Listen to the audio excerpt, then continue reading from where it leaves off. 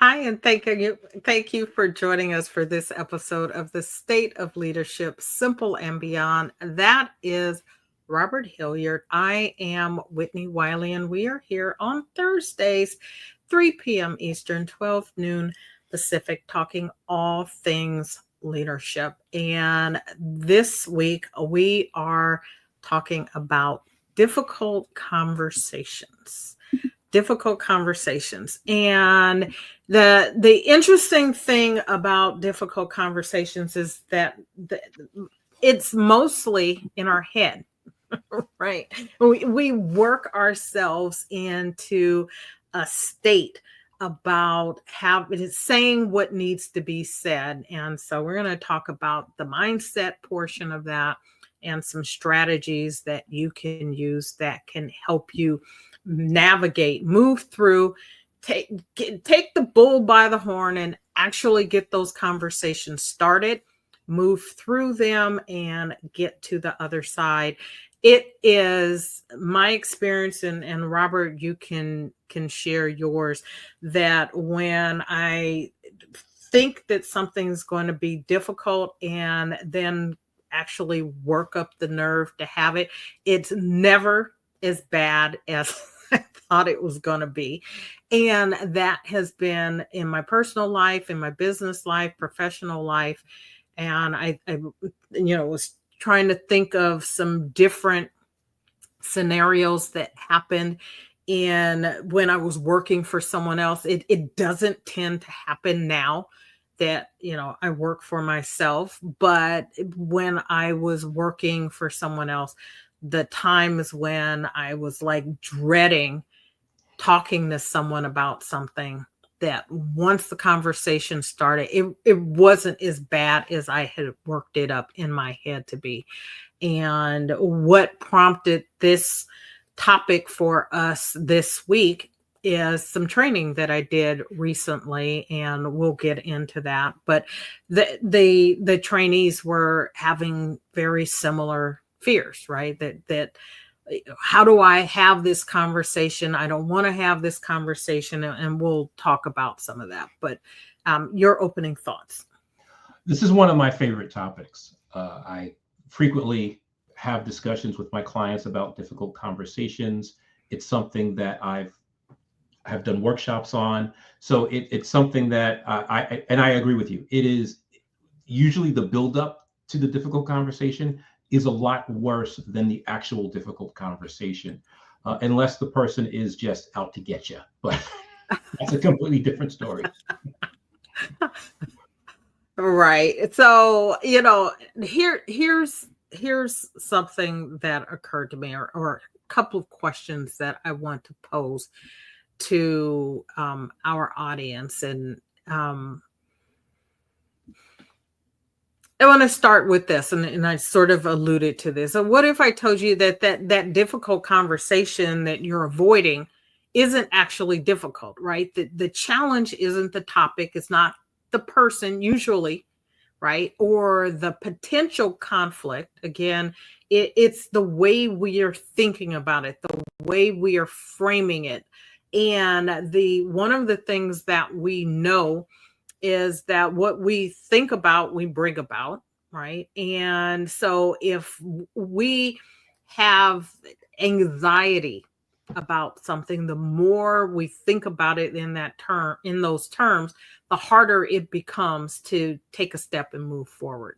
So instead of dreading the conversation, right, what are some things that you can do that will help you to approach the conversation with clarity, with confidence, and maybe even a sense of control? And so that's at least how I'm going to approach our conversation. Robert probably has his strategy and the approaches that he uses with his clients. I'm going to use the one that I have used personally and the ones that I use with my clients to see how we can help you to move forward with the whatever you're calling a difficult conversation. But before we dive a little into that, I just want to talk a little bit about how this came to be. So a few weeks ago, I was training first-time managers, new managers, and I had two different groups back to back, 2 weeks in a row, back to back. And first of all, it's not unusual that when I do that particular training that I have, that this does not come up. And it tends to come up in two different ways. One is the challenging conversations, or what people are calling difficult conversations, that managers have with their direct reports, right? And the fear that they have, and it makes some sense. They're new managers, right? Often first time managers, but new, certainly, and having to hold people accountable, right? When you're not used to doing that, and holding people accountable in a way that isn't demoralizing, that isn't harmful, one, to the relationship, and is meant to get people online, in line, on track, and performing in the best way possible.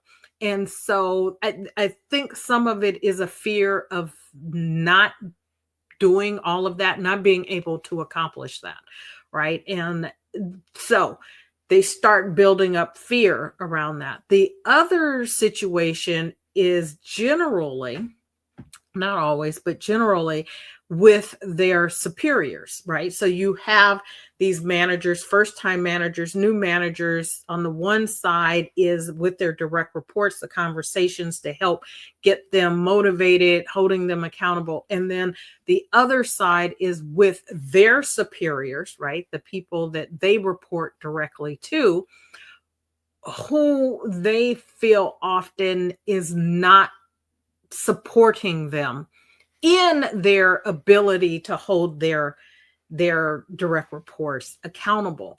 And so it creates sort of this tension that goes both ways. I don't know how to hold my people accountable. I'm not getting any support in doing that. Therefore, I'm in my head, they are in their head about having conversations in either direction. And then the more they don't have the conversation, the worse the performance gets on the one side, right? And exactly, you've got this sort of vicious cycle that's going, and so nothing gets said. And then they're internalizing the stress that comes along with their people not performing, which means they're not performing, and the fear that comes along with that. So it was in that context that I started thinking, well, how can, right, we share this message to a broader group? And so the training then is around the things that need to be said, right? And so we have to start at a place where we are looking at, one, how we're framing what's going on, right? Taking and I don't want to say that, assessing the situation, taking some stock of what's going on, and then getting some clarity about what it is that needs to be said, who it needs to be said to, and then how to approach that. So that's sort of how I want to tackle this from my side. Any thoughts? Well, no, I think that's a good way to look at it. There are several ways to look at how to navigate difficult conversations. You know me, when it comes to things like this. You've got an acronym? No acronym, but I don't have an acronym, but I usually have a pretty linear approach to things like this, because we're used to seeing things linearly, and it's just a lot easier for people to comprehend if they have a couple of steps that they can do to knock out a difficult conversation, kind of like a checklist. But Absolutely. I will talk about the beginning when they're having this worst case scenario that's going through their head. Usually part of the coaching I have with them is, okay, what if that does happen? What will you do? And then we build out a strategy for that. So if it does happen, which it nine times out of 10, it never comes even close to that. We have a strategy for that. And then I walk them through, the steps to having a difficult conversation. And I do share, I have like these one sheets that I share with them that help them so they can actually, they can check it off. Some of that stuff they want to do, they're going to do before the conversation. Preparation is key. A lot of times we put it off and put it off and put it off, and then we don't properly prepare for the conversation. So when we have the conversation, it is a problem. We haven't thought it through. We haven't thought about what the other person might say. We haven't talked about, how we're going to present ourselves. And there is a specific way you need to present yourself when you're having a difficult conversation, especially if you think I call them high stakes conversations, right? Especially if the other person may be emotional about it, or they may have an axe to grind with you. You should prepare for that conversation.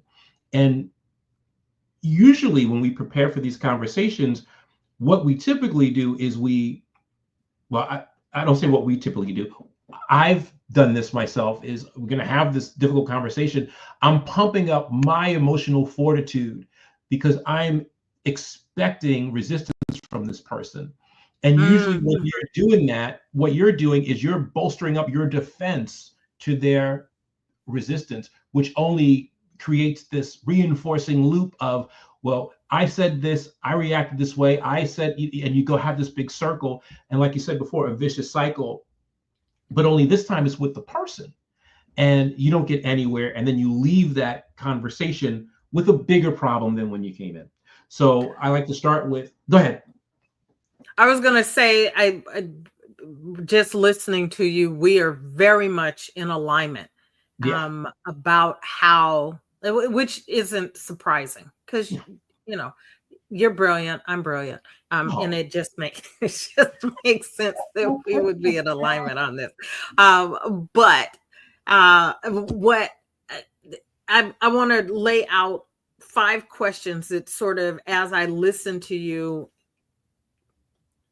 sort of lay out that linear nature that you mentioned. And then if we need to take little tangents along the way, we can take the tangents, right? Sure.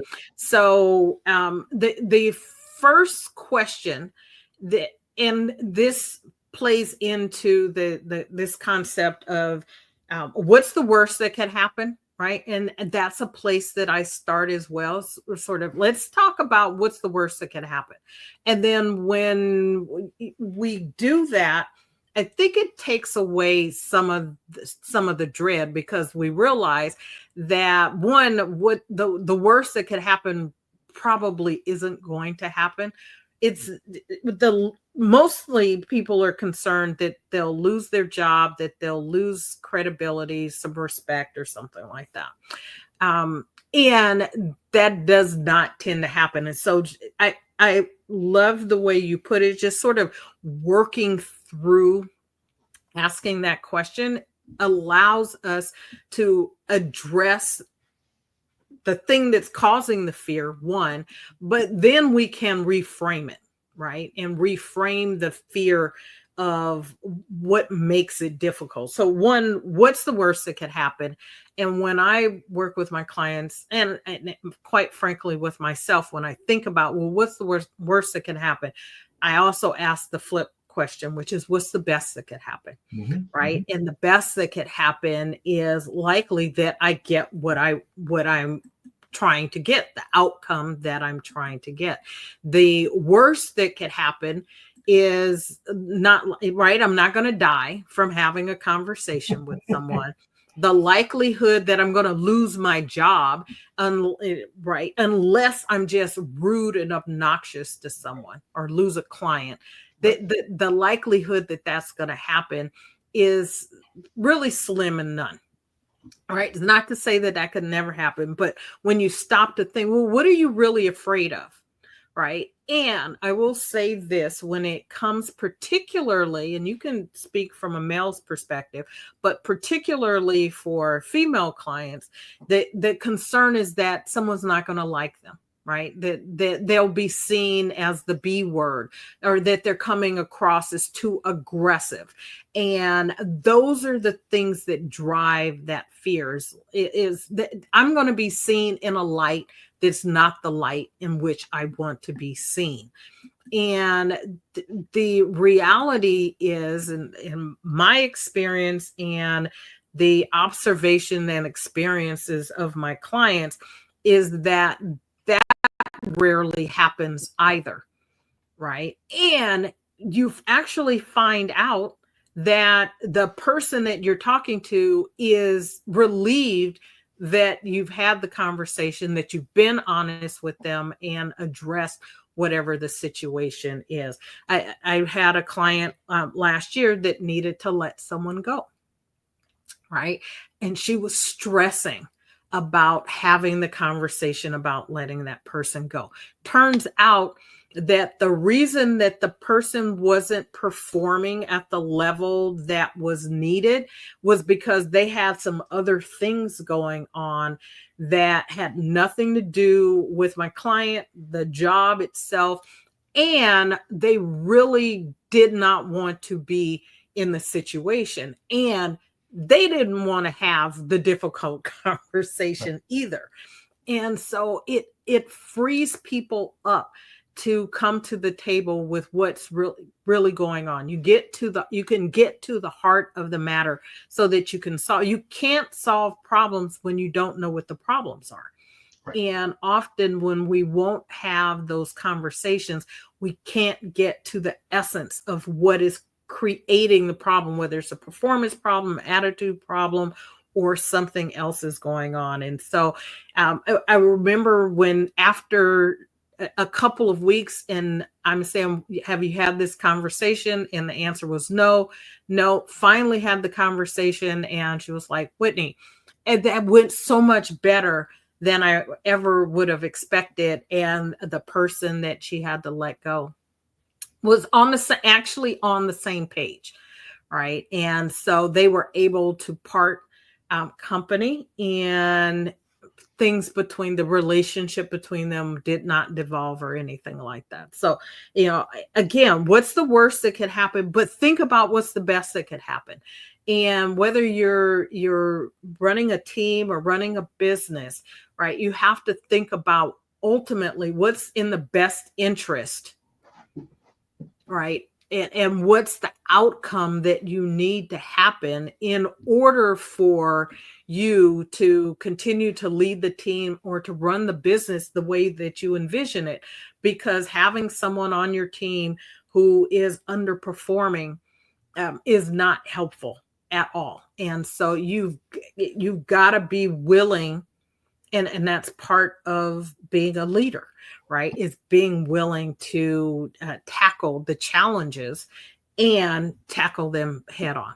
Yeah, I agree. I will say that sometimes, and this is a rare occasion, on rare occasions, you can, sometimes it's best to avoid the conversation. That's one of the things. So do you want me to go through my list now, or you want to just do it like piecemeal? How do you want to do that? So let's go piece by piece. So we're looking at this reframing, right? What's the worst that could happen? What's asking some of the questions? What's making this difficult for you? Uh-huh. How much of that is based in your head? How much of it is your mindset as opposed to reality, right? Really taking some time to think through what's going on, and rather than sort of living in your head, having the conversations or journaling it, writing it out, asking the questions and thinking about and you can talk about this, your sometimes avoidance. I don't think avoidance is ever the answer, but a delay may be, right? Or a decision that the conversation doesn't need to happen at all. It's a different thing, but that comes from an evaluation of the situation and not operating from a place of fear, but operating from a place of being informed and intentional about what the situation is and what it is you want on the other side. Absolutely. So steps 1 and 2 kind of go together. So the first one is prepare in advance. So you want to identify the issues, the key issues, what's really going on in this difficult situation.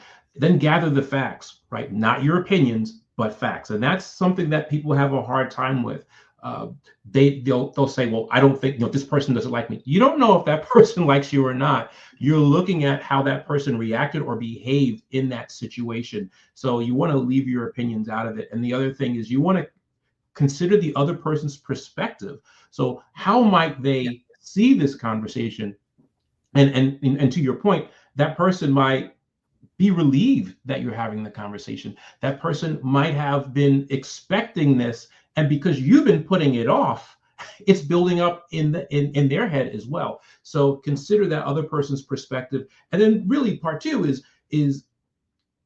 or step 2 is consider the time and place. Now, sometimes I said you can avoid the conversation, but it's more of a delay, like you said. So for example, if someone has done something and it's not, it's something that just deserves some regular feedback and it's not critical at that stage, you can probably delay that conversation, but don't delay it for too long, because any type of feedback and difficult conversations are a form of feedback.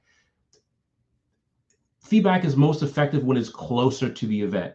The more you space it out, the more likely that person is to forget it happened, not remember it the same way. So, but if you're not in the right frame of mind, perhaps you don't like that person, or you think that person doesn't like you, and you're going to come to that conversation with a poor attitude, then I say you need to put that off until you get your head right. So I would agree. Yeah. I would agree, right? You definitely want to be in the right frame of mind, emotionally. This is where emotional intelligence, you're as a leader, being clear about yourself, where you are emotionally, right? Having self-awareness around yourself is important. You do not need to have the conversation when you're upset or emotionally wrought or fraught, or the other person for that matter, right? That it is best to delay it, but delay it to a time certain. It's one of those things where it can be very easy to put something off, continue to put something off. But if you're going to say now is not the time, I need to calm down, or I need to get my head straight, or I need time to really stop and think about what it is I want. What's the point of this conversation? What is the point? Because in the end, it's a meeting, and we've talked about meetings, right? Effective meetings, and being clear about what you're meeting about, that there is a purpose behind it, whether it's feedback or it's input that you're trying to get, feedback that you're trying to get, whatever the goal, you need to be clear about the goal of this conversation, right? And so, yes, you're reframing it, taking the fear piece out. You need to understand why, what it is you're trying to accomplish, and then be intentional about the conversation, what you're trying to achieve, and quite frankly, what it is you're trying to avoid, right? So there are two sides of that. And often, we are motivated by, we have an away from motivation and a towards motivation. So what are you trying to avoid? What is the pain that you're trying to avoid for yourself or someone else? And what is it that you're ultimately trying to achieve? And that the preparation piece, the planning, and preparation piece can go a long way towards helping you to get this, right? What are your key points, right? What are the possible responses that you might get from the person that you're talking to, or your team, if that's the case, right? Whether it's your boss or a direct report, what are the possible responses? And then work through the response to the response, right? Here's one of the things that I shared with the groups that I was training, and it was a situation where, and I've shared different aspects of this here on the show in the past, going through a reorg with a former employer, and we were the back and forth as the process was unfolding. The organization was asking for input, right? Holding focus groups of different sizes and different compositions, from departments to positions to, different levels in the hierarchy. And so trying to get feedback from different groups, subgroups of the overall organization.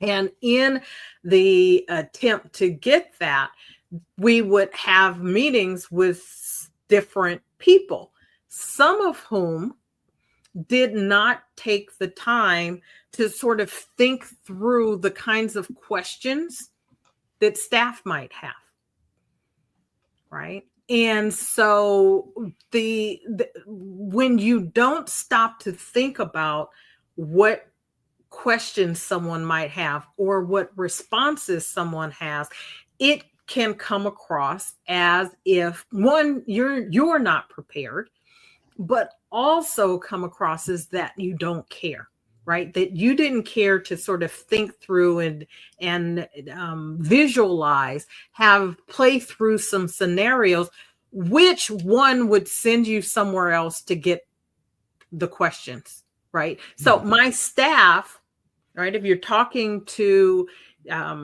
your superiors, and get the order here, you're talking to your superiors on behalf of conversations that you need to have with your direct reports, and you think through what kinds of things, responses or questions might my direct reports have. If you think about that in advance, you go to the people who can answer those questions so that you can have those answers for them when you're talking to them. And so the planning piece allows you to stop and sort of think that through, to role play, as it were, so that you can be prepared for that aspect of the conversation. And you don't have to say, oh, I don't know the answer to that. Let me go back and see if I can find out. Because it's, again, sends the message that you haven't really prepared or planned or thought through. And maybe that's part of what creates the angst for you, right? Is because you're not prepared and you haven't thought through what it is you're trying to accomplish. And you're just trying to have a conversation that is ill prepared, is, I guess, the best way that I can think to phrase that. Right. And just to be clear, it's okay to tell people that you don't know the answer to something.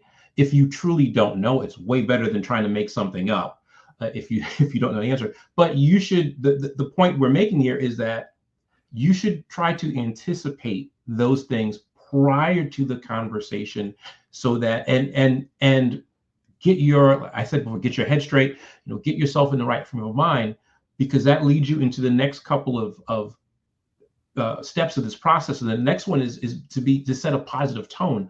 And that doesn't mean coming into the conversation, like, especially if it's a real difficult conversation, you may have to let somebody go, separate them from their livelihood.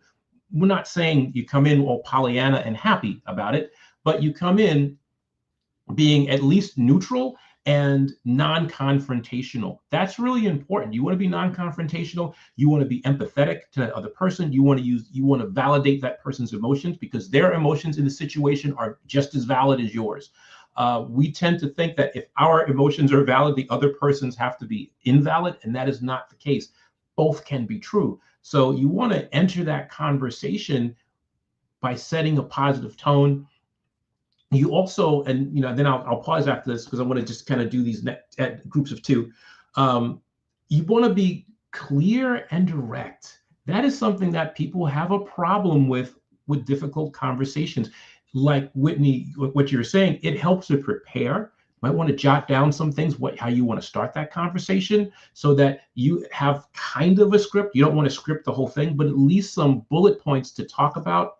You want to give specific examples, especially if it's been a little time. And we said this earlier, you don't want to stretch out that feedback conversation too long, but you want to give some specific examples, dates, times, quotes, things like that.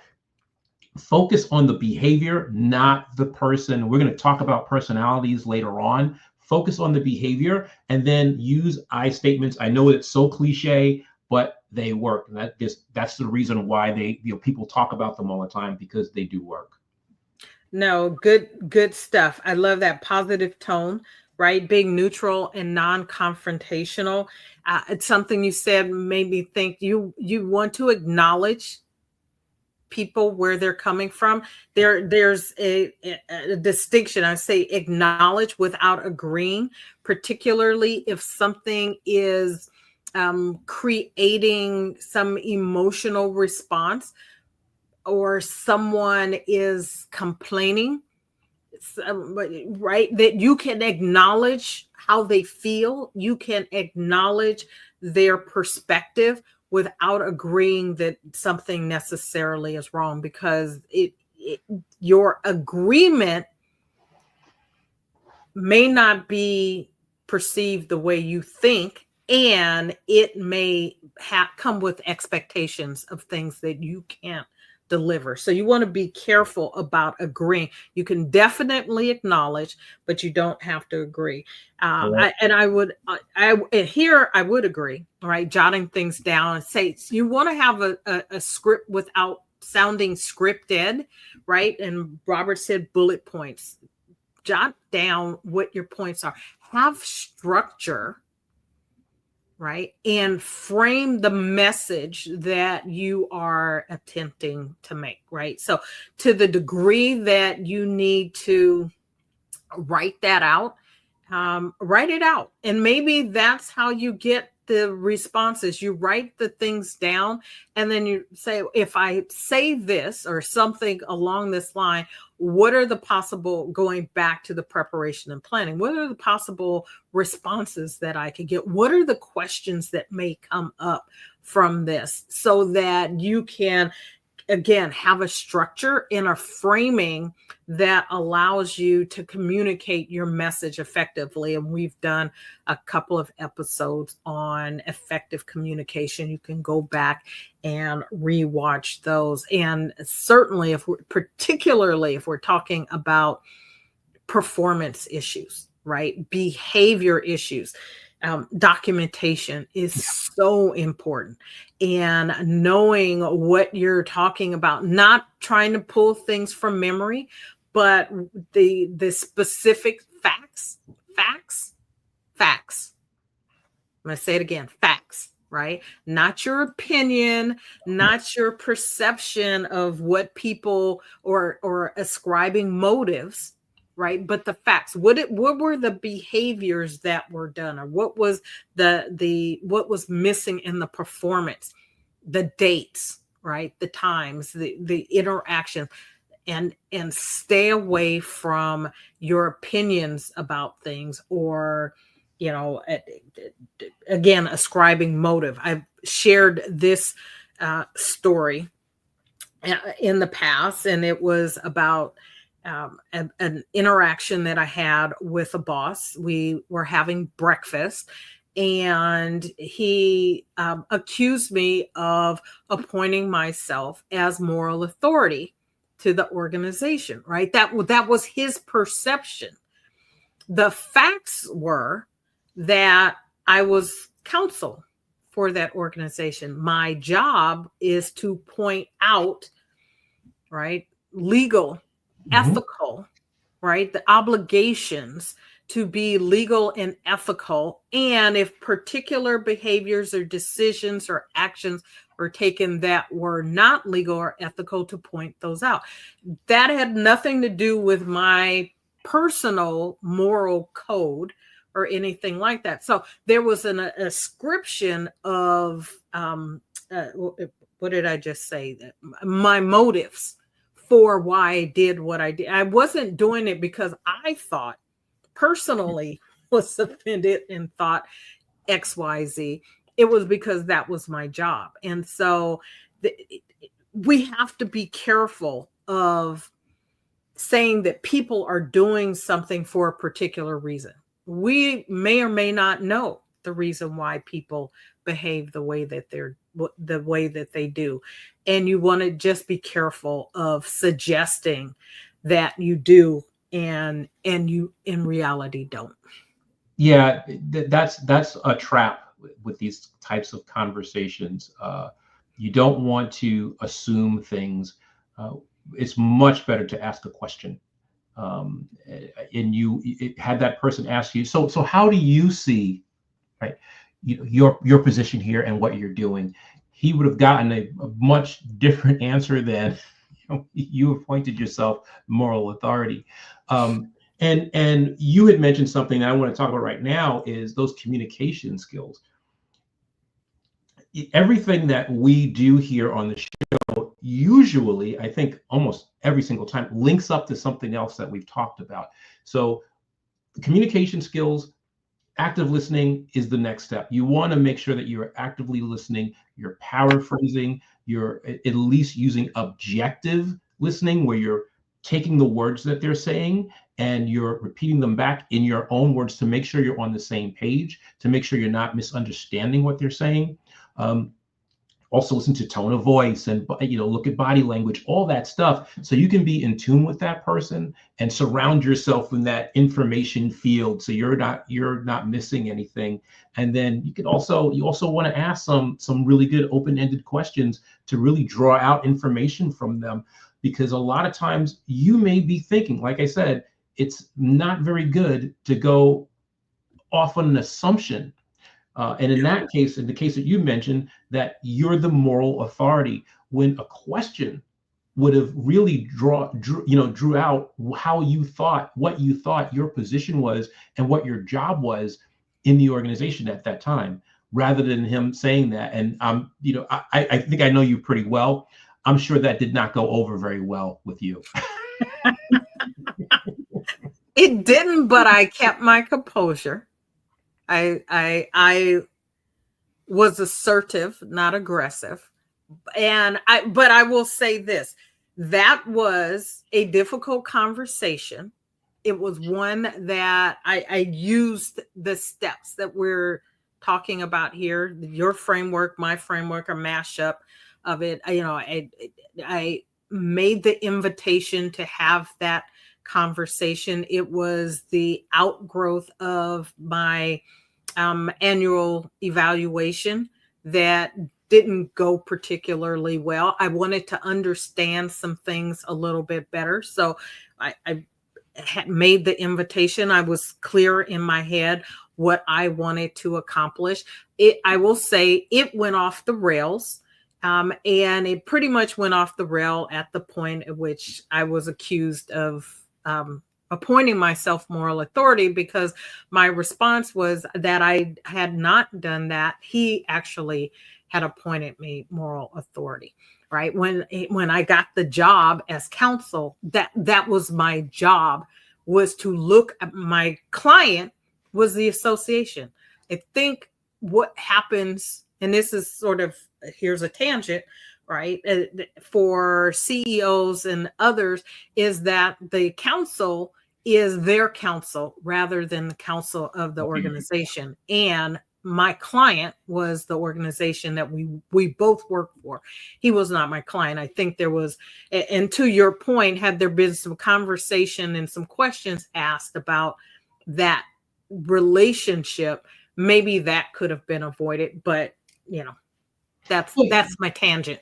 Yeah, but it's interesting, because he could have even said, and it's really easy for us to play this back, after we go to the Wayback Machine, but to say, how do you see your job here? And then have you explain, and you can say, okay, well, here's how it seems to me. Please correct me. It seems like you've appointed yourself moral authority, but now that you're telling me that's okay, then let's work on that, which leads me to the next point, which is get that person's opinion, get them involved in solving the problem.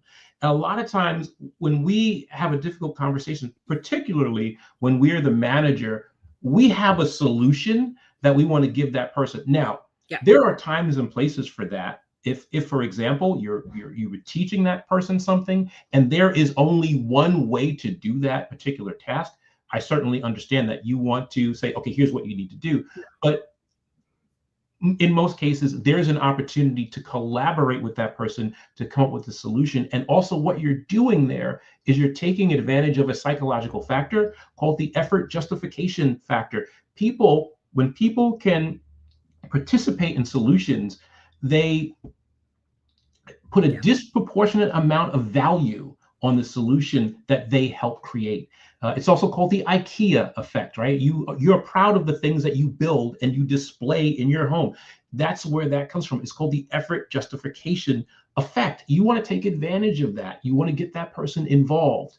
And then the last thing is really summarize the solution and decide when you're going to follow up, because it's not a one and done thing. You may have to go back, especially if it's a particularly difficult conversation. You need to check to see what's going on, if it's still holding, how that person's feeling, especially if it's a particularly high stakes conversation where emotions are very high. It takes some time for those emotions to dissipate, especially if trust has been damaged. Absolutely. And I love this, solve the problem together, right? And you've said this a couple of times, asking questions becomes hugely important. And maybe some of the angst around these conversations, again, comes as a result of it seeming that this is going to be a one-way thing and that you're going to be lecturing someone about something. And again, if you take a step back and look at what is it that I'm trying to accomplish and how can we accomplish this together, right? You and the person or the people that you're going to be talking to, how can we accomplish that together? How can you involve them? Asking questions becomes a great way to get them involved and it not come across as you lecturing or chastising someone, but that you are in fact a team, right? That you're working on a solution together. And it doesn't matter if it's a performance issue, a behavior issue, or something else, some other problem solving opportunity. That ask questions, ask more questions, and then ask more questions, right? Always be curious. ABC, always be curious. And if you approach it in that manner, then again, you can take maybe some of the pressure off to have all the answers and all the solutions. And if that's part of what's creating this, then you can let some of that go. Nor does it have to be perfect. Right. You don't have to be perfect, which I think is another aspect of this. If I don't say it just right, if this doesn't happen this way, then somehow I've done it wrong and it's going to create bigger problems. Absolutely. And so you don't have to see it that way. Absolutely. And there is an opportunity if you approach it from a place of curiosity, you will learn a whole lot more about that person and quite possibly yourself too. Because if you start asking some questions and that person is responding, you're like, well, the way they're responding is completely different than I thought they were going to respond and what I thought in my head. You may find that the problem really lies in yourself. And that's a learning opportunity. I've had those conversations with myself plenty of times when I've entered into a difficult conversation thinking this person is going to respond in this way, and they responded in a completely different way. And that made me really think about what kind of assumptions do I have as I enter into these conversations where I've built up this person's response. And when we have the conversation, it's nowhere near what I thought. So asking questions is huge, because you're going to learn a lot about yourself and the other person. And it's a lot better than going into that conversation with a whole bunch of assumptions that could be completely incorrect. So I want to say this sort of as my final thought on this, that there's this balancing act here, right? Because we've talked about planning, preparation, being curious, asking questions, thinking about how someone might respond. And there is that, but not with assumptions that are to the point where what you think becomes ingrained as fact. Correct. Ahead of the situation. And this is a balancing act. It's probably as much a balancing act as it is a skill, right? For you to play something through, to practice, play it through, but not take it on as whatever you think could happen, could be said, the responses, that you treat that as fact and then go into the situation sort of hardwired, emotionally ready for battle. And that becomes, I think about a couple of situations. I'm not going to go into them here, but where someone is, oh, I thought you were going to, I responded that way because I thought you were going to do X, Y, Z. And so they came in sort of, armed for bear. Is that armed for bear? Yeah. Right. Mm-hmm. And so it is think it through, but detach. You have to detach emotionally, right? You can play it through, but you don't hold on to it as if this is the way it's going to play out. The purpose of thinking it through ahead of time, the planning, the preparation, taking a little time to even practice and visualize, is so that you can sort of give yourself a boost of confidence that you can handle and manage the situation, right? And reduce the anxiety, not to sort of dig in as if what you're thinking may happen. And it shows that if the conversation goes in a particular direction, that you can flex, right? That you can flow with where things go given different situations. So, right, it would be nice if every conversation you had, there were only two options, but there are possibly more than two options, right? Everything is not black and white, all or nothing.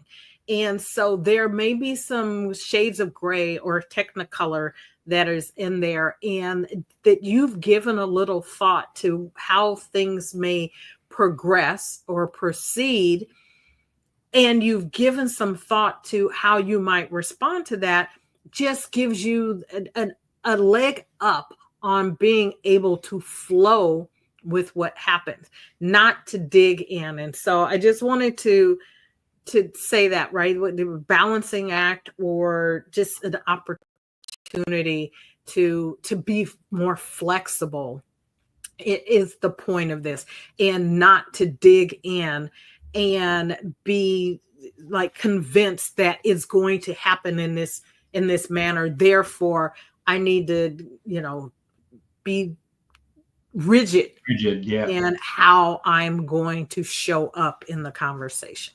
Yeah, we call that emergent strategy. So, when you create a strategic plan or any kind of strategy, play chess with somebody, you may have in your head how the moves are going to go, but the other person may change the battle plan. And in particular, you need to be able to flex. You have a framework. So when I show people these things, I say your strategy is your framework, and frameworks are flexible. You can change things. You can do them in different orders. You don't have to be so rigid. You can anticipate things. So it's the separation between the art of it and the science of it. You need to be able to, like you said, flow and do that. Sometimes you can be rigid, or you should be, but other times you need to be more flexible and go with the flow.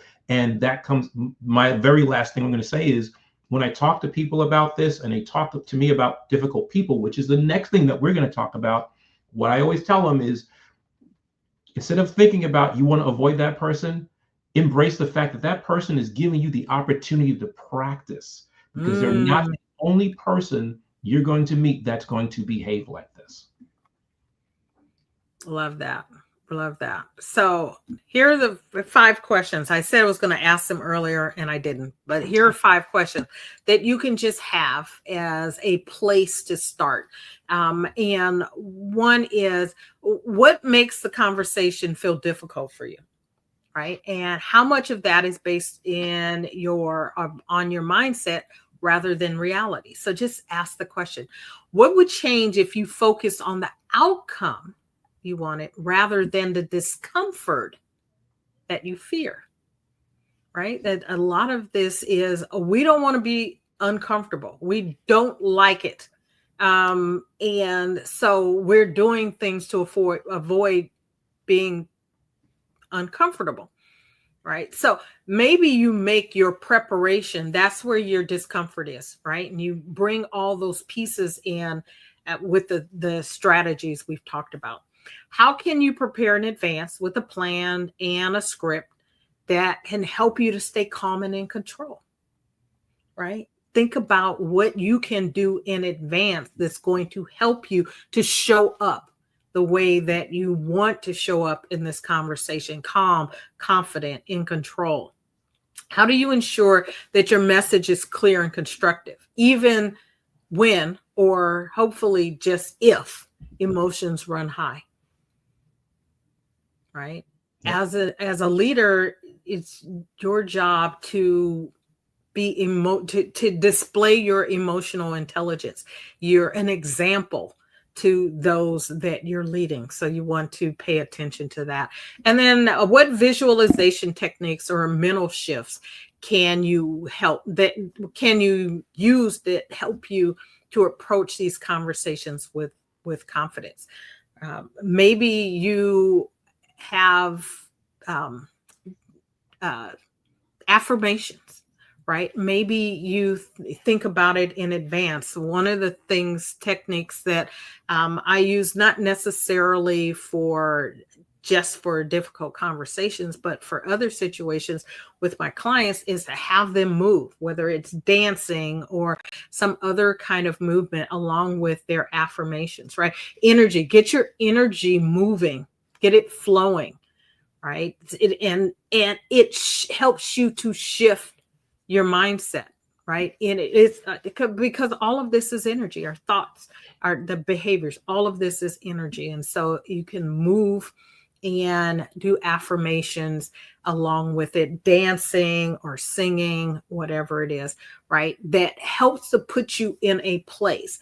And then just remember, ultimately, that confidence comes with action. It comes with taking action.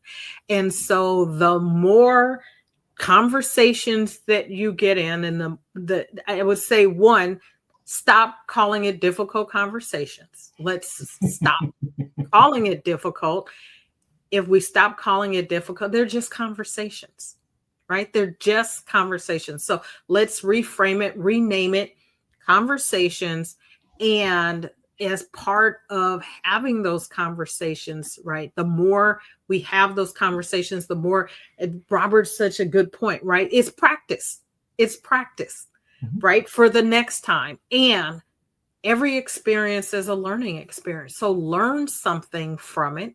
Be curious with the people you're talking to, but afterwards, right, have a reflection. Spend some time in reflection. What could I have improved? How could I have done this differently that would have gotten me closer or more quickly to the outcome that I wanted based on what I learned from this interaction, right? And so if you see it like that and not focus on feeling uncomfortable and considering it uncomfortable and something that you dread, the more you step away from it and say, this is just another opportunity for me to learn and grow. That's it. And I'm going to be better because of this. I'm going to be a better leader because of this interaction, right? Then you can shift your mindset around it and not build the angst and the anxiety around it. Absolutely. Okay? Cool.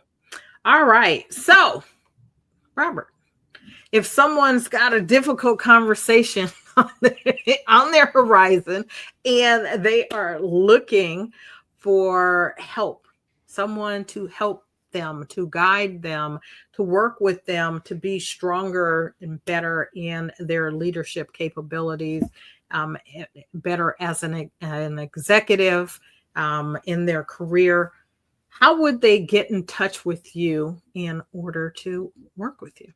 And they can reach out to me at inspireme@roberthilliardcoaching.com. Email me directly there. Or you can go to my website, Robert Hilliard Coaching, and fill out that contact form. Let me know the types of issues you're having, the goals you have, the challenges you're experiencing, and we can set up a discovery conversation to see if we're a good match for each other. Awesome. And if you want to reach out to me, shiftingintoaction.now.site, shiftingintoaction.now.site. Similarly, there's a form there. You can reach out. Let's see if we are a match. If you are interested in being a guest on the show, we're always looking for people who want to come on and talk about leadership, their leadership journey, how they're helping others to be better leaders. We would love to have you on the show. Reach out to one or both of us and let's see if it makes sense for all of us. And if you've got a topic that you would like for us to cover, we love getting suggestions for topics from you. So whether you are watching us on YouTube, on LinkedIn or Facebook, live or on a replay, drop us a line, let us know. We want to know that you're here. Leave a comment about what you've heard and we will interact with you. So with that, we want to thank you again for joining us for the State of Leadership, Simple and Beyond. We are here on Thursdays, 3 p.m. Eastern, 12 noon Pacific. And until next time, have the conversations. Just talk. Just talk. You can do it. We trust you. And until next time, take care. Bye now.